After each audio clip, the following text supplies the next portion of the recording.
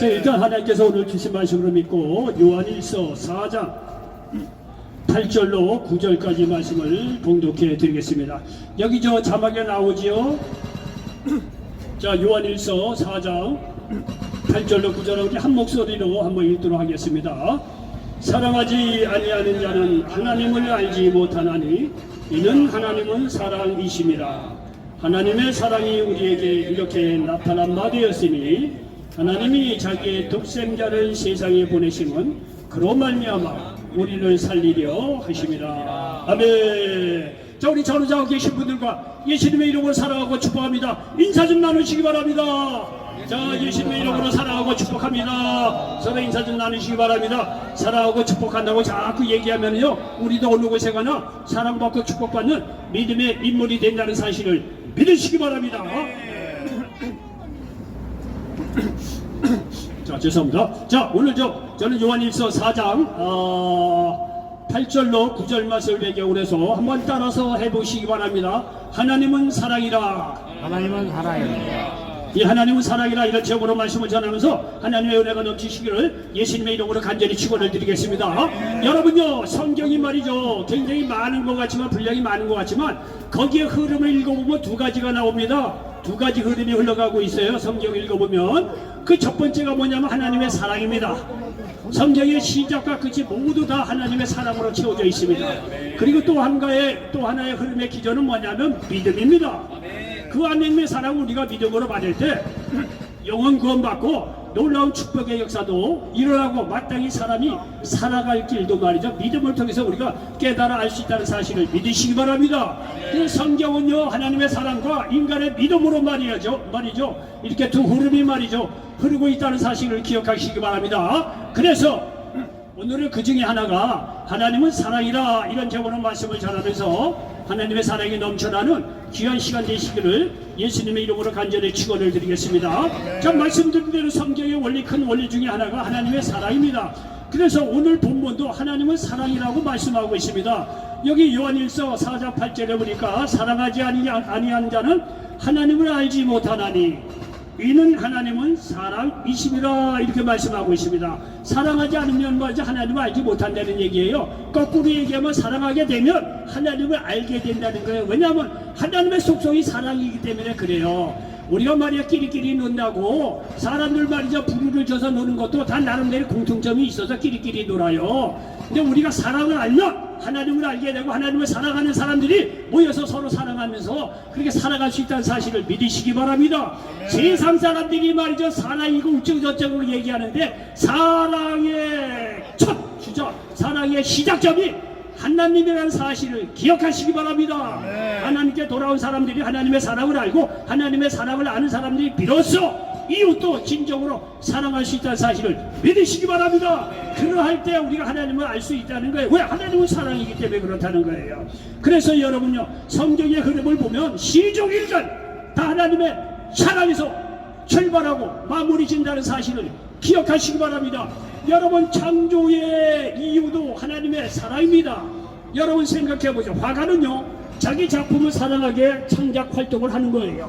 그리고 소설가나 시인이나 이런 작가도 자기 작품을 사랑하게 글을 쓰는 겁니다. 당연하죠. 하나님도 마찬가지. 하나님은 인간을 창조하신 것도 우리를 사랑하기 때문에 그렇다는 사실을 믿으시기 바랍니다. 그래서 하나님은 우리를 사랑하기 때문에 우리를 창조하셨다는 사실을 믿으시기 바랍니다. 그리고 6일 동안 마저 인간을 위해 모든 것을 만드신 후에 마지막으로 자신의 형상대로 인간을 만드셨습니다. 여러분, 창세기 1장을 열어보면 말이요, 첫째 날부터 6일째 되는 날까지 하나님께서 모든 것을 예비해 놓고 난 뒤에, 창조하고 난 뒤에 인간을 마지막 순서로 만듭니다. 왜 그렇습니까? 하나님께서 말이요 인간을 사랑해서 그렇다는 거예요.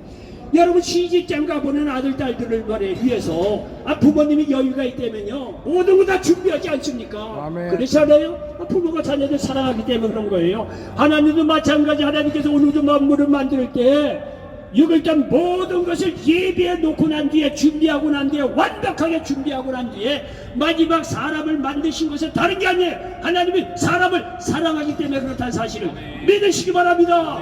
그리고 말이죠, 하나님의 형상대로 만든 피조물은요 사람밖에 없어요. 짐승이나 나무나 새는 하나님의 형상대로 만들었다는 얘기가 없어요. 요도 하나님께서 인간을 만드셨을 때는요 하나님의 형상대로 만들었다는 사실을 믿으시기 바랍니다. 여러분, 남녀가 만나서 사랑의 결실이 뭡니까? 아들딸이에요. 아들딸이 누구 닮습니까? 아들딸이 누구 닮아요? 부모님 닮죠. 가끔가다 태어난 아이가 부모를 안 닮았어.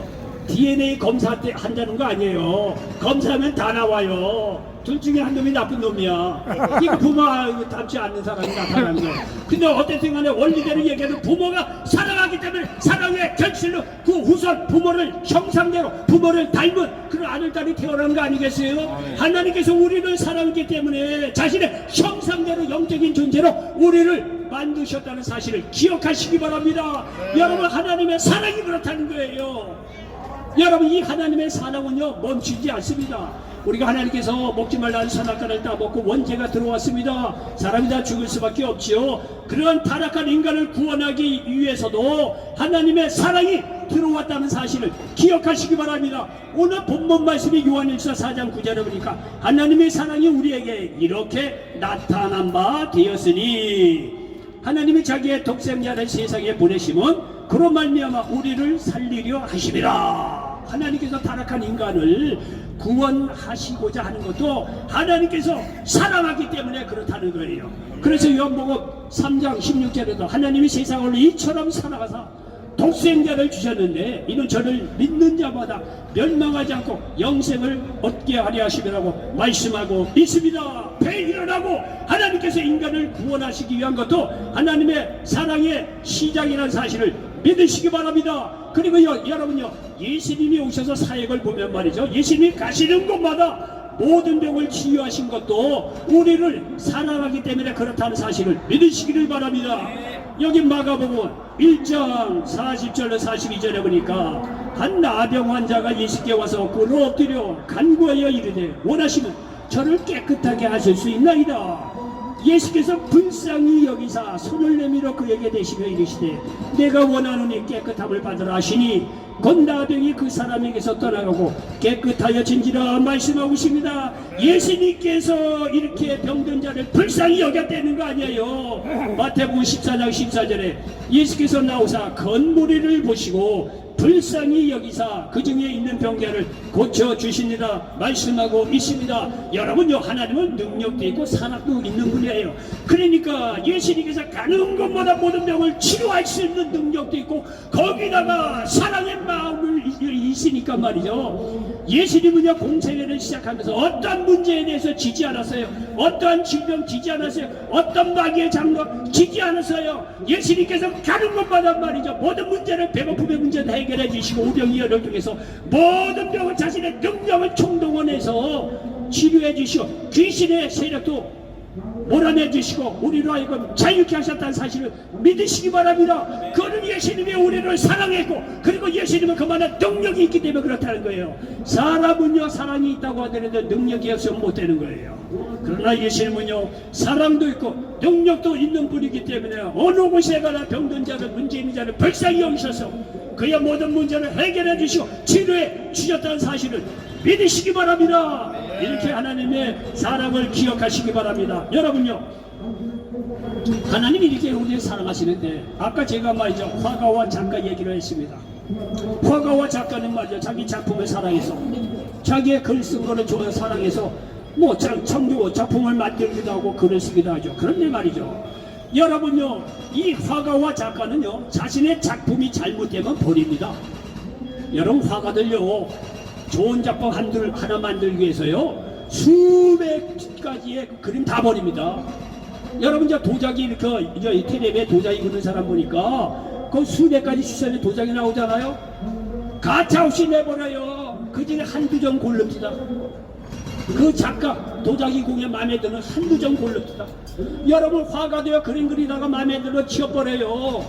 예? 그리고 시인이나 소설가도 쓰다가 습작하다가 시원찮은 다 내버려요. 수백 가지가 다 버려지는 거예요. 마음에 안 든다는 거예요. 그런데 여러분 잘 들어보십시오. 화가와 작가하고 하나님하고 다른 점이 있습니다. 똑같이 자기 작품을 사랑해서 시작했지만 화가나 작가나 이 사람들하고 하나님하고 다른 게 뭐냐면은요, 이 화가나 작가는 자기 자신의 작품이 잘못되면 버리지만 하나님은 그렇지 않다는 거예요. 하나님은 이 세상에 태어난 어떠한 인간도 어떤 이유로 태어났든지 간에 끝까지 하나님은 그분을 우리 사람들을 사랑하고 있다는 사실을 믿으시기 바랍니다. 이것이 인간과 사람하고의 차이예요. 이것이 인간과 사람하고 차이라니까요. 여러분요, 하나님은요 그 작품이 우리가 보기에는 시원찮은 작품이라고, 절대 하나님 앞에서는 그렇지 않습니다. 하나님 앞에서 어떠한 인간도 사랑하셔서 구원받기를 원하시고 영생 주기를 원하시고 천국 갈 때까지 인도해 주시고 도와주시고 함께하기를 원한다는 사실을 믿으시기 바랍니다. 누가복음 15장에 유명한 탕자 비유가 나옵니다. 어느 마을에 두 아들을 두는 아버지가 있었다는 거예요. 어느 날 두 아들 중에서 말이야, 그 저기 이 둘째 아들이 말이야, 아버지 앞에 왔다는 거예요. 아버지 내가 좀 유산을 좀 달라는 거예요. 아버지가 돌아가셔야 줄 유산인데 이 둘째 아들이 못된 놈은 말이죠, 그 살았을 때는 아버지한테 유산을 물려달라고 그랬다는 거 아니에요. 그 아버지가 큰 아들도 주고 작은 아들도 유산을 물려줬다는 거 아니에요. 그러니까 둘째 아들이 말이죠, 유산을 말이야 받아갖고 먼 나라에 가서 말이죠 허랑방탕하게 생활했다는 거 아니에요. 여러분 돈 있는 분들 뭐 여기도 있으시죠. 아들들에게 돈 많이 주시면 안 돼요. 방탕합니다. 적당히 주세요. 너무 많이 주면 그 아들 망하는 지름길이에요. 어쨌든 간에 이 둘째 아들은 말이죠, 이렇게 재산을 물려갖고 먼 나라에 가서 허랑방탕에서 다 날려버리고 말이죠, 거지가 됐다는 거 아니에요. 거지가 돼서 가만히 생각해보니까 내 아버지지만은요 품꾼도 말이죠 풍족하게 잘 대우해 준다는 거예요, 우리 아버지가. 그러니 이제 내가 말이죠 아버지한테 아들이라고 그렇게 말해 인정받기를 이제 뭐 원하지 않는다. 아들이라고 말이죠 봐주지 않아도 된다. 다만 품꾼의 하나로 좀 써주세요 라고 이 둘째 아들이 말이죠 고향집 아버지 집으로 갔다 있는 거 아니에요. 그 아버지가 말이야 둘째 아들이 나간 뒤에 맨날 말이야 오그를 말이야 서성거리면서 둘째 아들을 기다렸다는 거 아니에요. 그 시간이 흘러서 둘째 아들이 오는 걸 보니까 거리가 먼데도 불구하고 아버지가 둘째 아들을 말이죠 봤다는 거 아니에요. 여러분 자기 자녀가 말이죠 아무리 거지 같고 말이죠 그렇게 고생을 했더라도요 그 아버지는요 아들 딸 다 알아봐요. 우리 군대 갔을 때 말이죠 우리 아이가 군대를 갔는데 그 군대 훈련 끝나는 날은 부모님 모시고 뭐 그런 게 있더라고요. 요새는 군대가 신식해 거기요 군대가 다 모자 쓰고 뭐 들은 수백 명 앉아있는데 뚜렷이 내 아들 보이더라고. 뚜렷이 그 아버지가 말이야 거리가 먼데도 불구하고 거지같이 온 둘째 아들을 바로 알아봤다는 거 아니에요. 그 둘째 아들을 말이야 불러서 말이야 잔치를 베풀어서 둘째 아들로 그대로 받아줬다는 거 아니에요. 그 아버지가 하나님 아버지를 비유적으로 가르쳐주고 있다는 사실을 믿으시기 바랍니다. 이렇게 말이죠 사람은 잘못된 작품은 버리는 일이 있을지 모르지만 하나님은요 절대 그런 법이 없다는 거예요. 예수 믿고 구원받게 하시고 말씀과 성령으로 천국 갈 때까지 인도하기를 원하시는 분이라는 사실을 기억하시기 바랍니다. 여러분요 서울역에 와보니까 같은 예배를 옥수로 많이 봐요.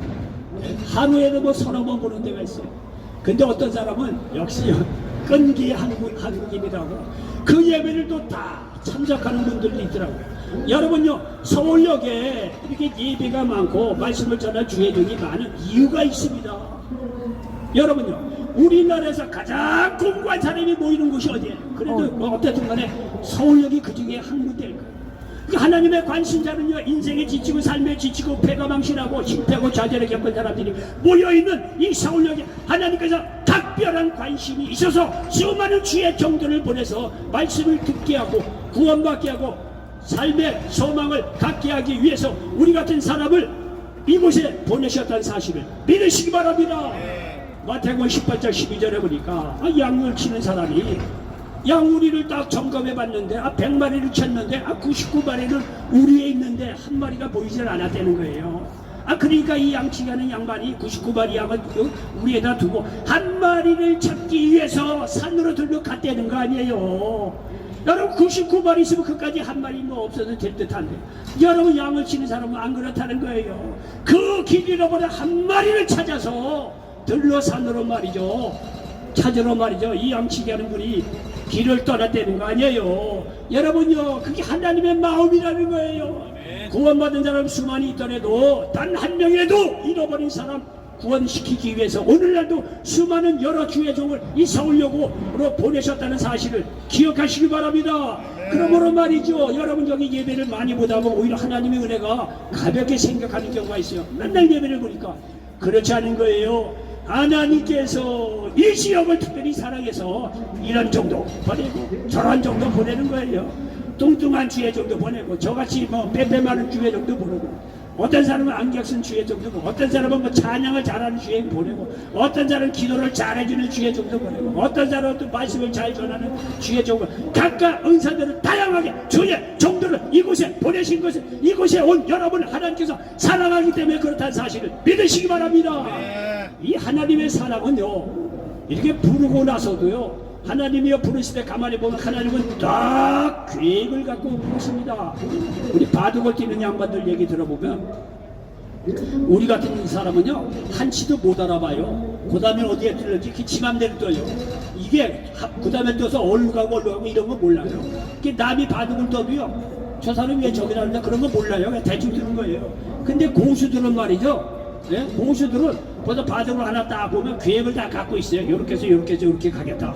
예? 뭐 단까지 올라간 사람들은요 벌써 이 바둑 하나를 딱 자기가 누르면요 매수를 계획하고 내다보고 이렇게 뜬다는 거예요. 여러분요, 하나님께서 우리를 부르실 때는요 우리를 너무나 사랑하셔서 그냥 부르시는 것이 아니라 다 계획을 가지고 우리를 부르신다는 사실을 믿으시기 바랍니다. 창세기 14장 1절에 보면 우상을 섬기던 아브라함을 부르신 것은요 믿음의 조상으로 삼기 위해서 아브라함을 번터 친척 아비집을 떠나게 하면서까지 부르셨다는 사실을 믿으시기 바랍니다. 괜히 부르신 게 아니에요. 출애굽기에 보면요 살인자 모세를 출애굽의 지도자로 세우기 위해서 그를 미디안 광야로 찾아와서 부르셨다는 사실을 믿으시기 바랍니다. 사도행전 9장에 보면 예수를 핍박했던 바울을 만나서 불러주신 것도 세계사의 흐름을 바꿀 선교사로 부를 계획을 갖고 바울을 찾아오셔서 불렀다는 사실을 믿으시기 바랍니다. 누가복음 19장에 보면요 부자요 세리였던 삭개오 등장합니다. 삭개오는 미움을 받았던 사람이에요. 근데 미움을 받던 삭개오를 부른 것도 이제는 새로운 사람으로, 사랑받는 새로운 사람으로 살게 하기 위해서 예수님께서 삭개오를 개인적으로 만나주시고 불러주셨던 사실을 믿으시기 바랍니다. 누가복음 5장에 보면 고잡이 베드로를 부른 것도 한갓 물고기 잡는 부부, 어떤 한갓 물고기 잡는 어부, 그냥 배 두 척이나 물고기 가득 채워서 그냥 축복이나 받고 그냥 가라, 이런 차원에서 부른 게 아니에요. 사람을 낚는 어부로 부르기 위해서 계획을 갖고 예수님께서 베드로를 찾아오시고 부르셨던 사실을 믿으시기 바랍니다.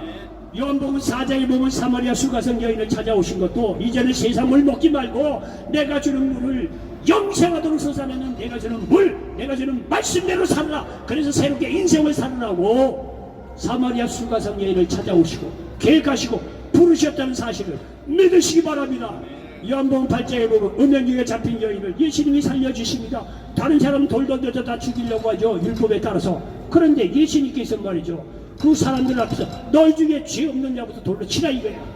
죄 없는 사람이 어디 있겠어요? 돌 다 내려놓고 그냥 도망가죠. 예수님께서 그 여인에게 다시는 죄를 짓지 말아요. 여러분요, 죽을 위기에 있는 이 여인을 찾아와서 부르신 것도 다른 게 아니에요. 이 여인을 살리셔서 새로운 인생을 살아갈 계획을 가지고 예수님께 다 보관을 갖고 그 여자 손가락질 받는 그 여인에게 찾아오셨다는 사실을 믿으시기 바랍니다. 제가 늘 말씀드리지만은요, 이 얘기는, 그걸 뭐 딴 사람 얘기죠. 나하고 뭔가. 여러분요, 이렇게 구구절절히 얘기하는 것은 뭐냐면, 마찬가지 하나님께서 오늘날도 여러분 개인적으로 부르시고 다 좋은 계획을 갖고 여러분에 대한 위대한 계획을 갖고 살리기 위해서 여러분을 찾아오신다는 사실을 믿으시기 바랍니다. 이렇게 성경에 이렇게 구구절절히 얘기하는 거는요, 오늘날 여러분도 똑같다는 얘기예요. 하나님께서 여러분을 사랑하셔서 여러분 한 사람 한 사람 다 계획하시고 보관을 갖고 여러분을 개인적으로 찾아오셨다는 사실을 믿으시기 바랍니다. 그 말씀을 들을 때 마음의 문을 활짝 열고 개인적으로 예수님의 말씀을 귀담아 들으시기 바랍니다. 아, 이제까지 마귀의 속아서 세상을 위해서 말하 호랑방대에 사는 것 족하지 않습니까? 아, 내일 모레 세상 떠날 사람인데 뭘 두려워서 긴가민가하고 뭐 여기 왔다 갔다 할 필요가 뭐 있겠습니까? 예수 믿고 말이죠. 하나님께서 좋은 계획을 갖고 있다는 걸 깨닫고 예수 믿고 주님 품으로 돌아오는 모든 분들 되시기를 바랍니다. 여러분, 이 모든 일을 하신 것도 하나님의 사랑 때문에 그렇다는 거예요. 이와 같이 하나님은 당신을 사랑하십니다. 그리고 좋은 계획을 갖고 있습니다. 그러므로 회개하고 예수님을 믿으시기 바랍니다. 마음의 천국이 임합니다. 마태복음 4장 17절에 뭡니까? 이때부터 예수께서 비로소 전파하여 이르시되 회개하라, 천국이 가까이 왔느니라 하시더라 말씀하고 있습니다. 그리고 예수님을 믿을 때 우리는 새로운 사람으로 거듭나서 새로운 인생을 살아갈 수 있다는 사실을 믿으시기 바랍니다. 여기 고린도 후서에 보면은 그게 그대로 이렇게 나오는 것을 볼 수가 있습니다. 자, 고린도 후서 요 앞에 자막을 보시고 한번 같이 한번 읽도록 하겠습니다. 자, 고린도 후서 5장 17절 한번 같이 한번 읽겠습니다. 그런즉 누구든지 그리스도 안에 있으면 새로운 피조물이라, 이전 것은 지나갔으니 보라 새 것이 되었도다. 진정으로 새롭게 되는 것은 어떤 인간의 시승을 만나서 어떤 인간의 말을 들어서 여러분 그렇지 않습니다. 약간의 변화가 있을는지 모르지만 여러분 예수 그리스도 안에 있으면 진정으로 죄를 회개하고 믿음으로 의롭게 됨으로 말미암아 새로운 피조물로 말이죠, 새로운 인생으로 거듭날 수 있다는 사실을 믿으시기 바랍니다. 그리고요, 이렇게 새롭게 된 사람은 하나님의 뜻을 쫓아서 살아갈 수 있다는 사실을 믿으시기를 바랍니다. 자, 여기 로마서 12장 2절에 보니까 이렇게 기록되어 있습니다. 자, 로마서 12장 2절 같이 한 목소리 한번 읽도록 하겠습니다. 시작. 너희는 이 세대를 본받지 말고 오직 마음을 새롭게 함으로 변화를 받아 하나님의 선하시고 기뻐하시고 온전하신 뜻이 무엇이든지 분별하도록 가라. 여러분요, 감옥에 갔다 온 사람들은 두 부류예요. 또 들어가고 싶은 사람이 있고 전혀 거기엔 가고 싶지 않은 사람도 있어요. 또 들어가고 싶은 사람, 나보니 혼자 살기 힘들거든요. 그러니까 말이죠, 그 뭐 자발적으로 죄를 져서 깜빡에 들어가고 사는 사람도 가끔가다 있다고 그럽니다. 여러분, 그러나 정상적인 사람이라고 해서 감옥에 갔다 온 사람은 또다시 감옥에 갈 수가 없어요. 그 자유가束縛되고 말이죠. 인격적으로 여러 가지 제한을 받는 그 감옥에 누가 가고 싶어요? 예수 그리스도를 믿고 거듭난 사람은 여러분 이 세대를 본받는 게 아니에요. 이 세상을 본받는 것이 아니라 마음을 새롭게 해서 변화를 받아, 야, 하나님이 선하시고 기뻐하시고 온전한 뜻이 무엇인가, 이게 분별하면서 새로운 인생을 살아갈 수 있다는 사실을 믿으시기 바랍니다. 여러분요, 20대 30대 이런 얘기를 하면 들어가질 않아요. 아, 세상 좋은 게 많은데 내 힘으로 좀 더 살아봐야지. 그래도 일찍 예수를 만나는 게 장땡이지만 여러분요, 여러분이 지금 보니까 60, 70, 80 인생을 살아봤잖아요. 하나님 없이 살았던 인생이 남는 게 뭐냐, 이게 확실히 깨닫고 예수 그리스도를 믿음으로 마음을 새롭게 해서, 야, 이제는 세상에서 말이야 대접받고 세상에서 뭐 이렇게 뭐 잘 나가는 그런 게 아니라 하나님의 선하시고 기뻐하시고 온전하신 뜻이 무엇인가, 도전! 내가 이런 것에 한번 관심을 갖고 내 인생을 새롭게 살아갈 수 있다는 사실을 믿으시기 바랍니다. 예수 믿고 구원 받는 자들은 하나님께서 말씀을 보내주시고 성령을 보내주시고 오늘날같이 주의 종들을 보내서 여러분을 말이야 천국 갈 때까지 새로운 인생으로, 거듭난 인생으로, 축복의 인생으로 인도해 간다는 사실을 믿으시기 바랍니다. 하나님은 우리를 사랑하기 때문에 그렇다는 거예요. 결론입니다. 하나님은 사랑이십니다. 그러므로 예수님을 믿어 하나님의 사랑 안에 살아가는 모든 분들 되시기를 예수님의 이름으로 간절히 축원을 드리겠습니다.